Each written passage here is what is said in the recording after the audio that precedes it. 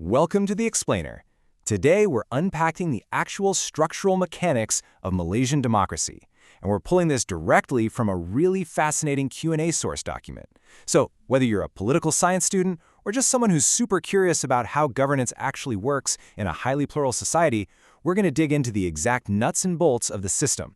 We'll go from the big picture democratic ideals all the way down to specific party platforms.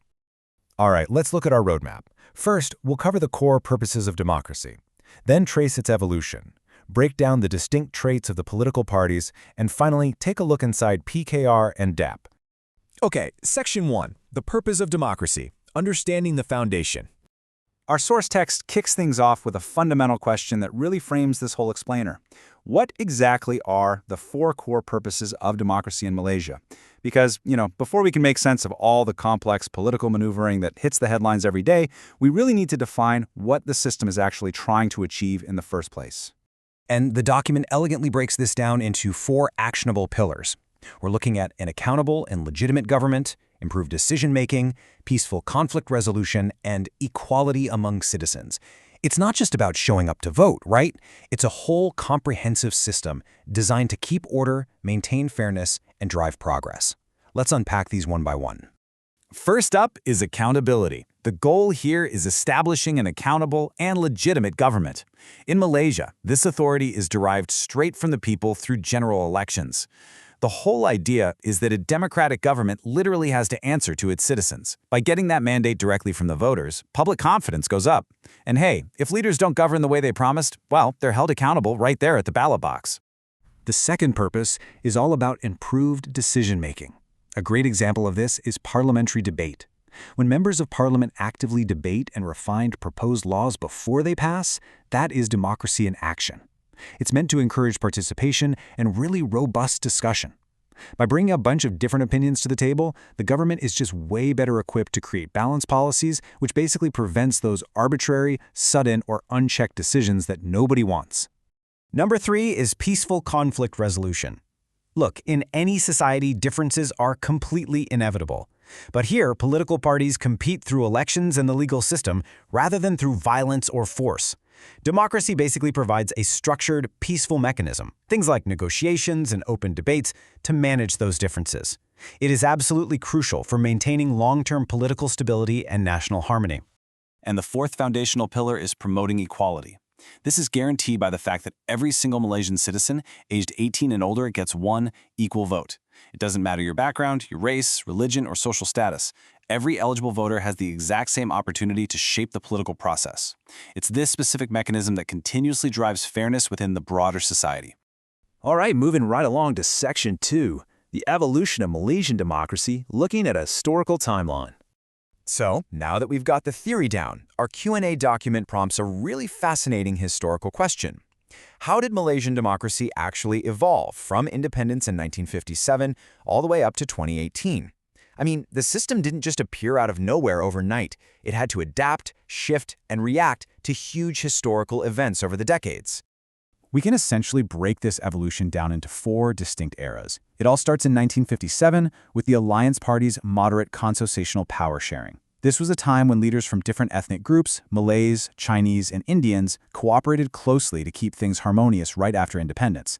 But then, following the 1969 racial riots, we see a shift toward authoritarian Malay dominance as the government tightened control to restore order. Fast forward to 1987, and we enter Mahathir's era of personal dominance, marked by rapid industrialization. And finally, in 1998, things shift again with the Reformasi movement and New Politics, which brought this massive wave of public demand for justice and political reform. Which brings us to Section 3, traits of political parties and how the system operates on the ground. The text poses our next major structural question. What are the four defining characteristics of Malaysia's political parties? If you really want to understand the daily political news or figure out election strategies, you absolutely have to recognize the unique DNA of how these organizations are built. The unwritten rules of the game basically boil down to these four traits: ethnic-based political parties, the fierce protection of community interests, coalition-based politics, and historically a dominant party system. These traits deeply reflect Malaysia's plural society and its incredibly complex political history. Let's look a little closer at that ethnic and community focus. The document notes that traditionally, parties like UMNO represent Malays, MCA represents Chinese, and MIC represents Indians. Because most of these political parties were fundamentally built around ethnicity, their main goal is protecting the specific educational, economic, and cultural interests of their own core communities. That's exactly why election campaigns here get so intensely focused on community-specific issues. And because the parties are so community-focused, forming coalitions is practically a survival requirement. Alliances like Barisan Nasional and later Pakatan Harapan have to pool their strength to win. I mean, think about Barisan Nasional. They famously maintained dominant party rule for over 6 decades just to ensure stability. Building these mega coalitions is absolutely critical to governing such a diverse nation. And this dominant party system historically gave the country a high degree of continuity. Okay, finally, we've gone from macro to micro. Section 4, inside PKR and DAP, looking at ideologies in action.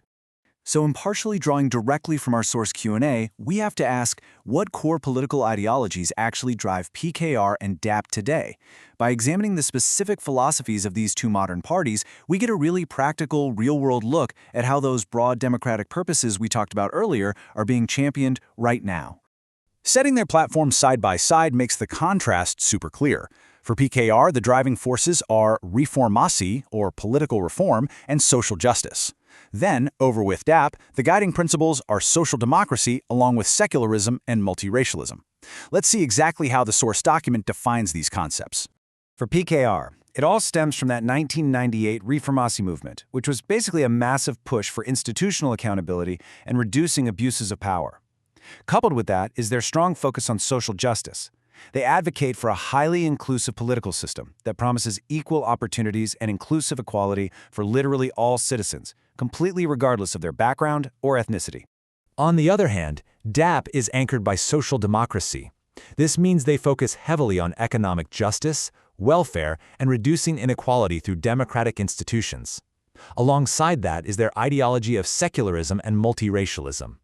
The source explains they prioritize a political system based on a shared citizenship identity rather than an ethnic identity, meaning they actively promote equal treatment and accept members from all ethnic backgrounds for the good of Malaysians as a whole. So, having unpacked the mechanics, the history, and these distinct party ideologies in this explainer, we want to leave you with one final, pretty fascinating question. Based on these foundational traits and continually evolving ideologies, how will the next stage of Malaysia's political evolution actually unfold? We've watched the system morph from power sharing to dominant rule to intense reform. With new ideologies constantly pushing for greater transparency and social democracy, the future of this incredibly vibrant system is unfolding right in front of us. Keep these frameworks in mind the next time you're scrolling through the news. Thanks so much for joining me on this deep dive.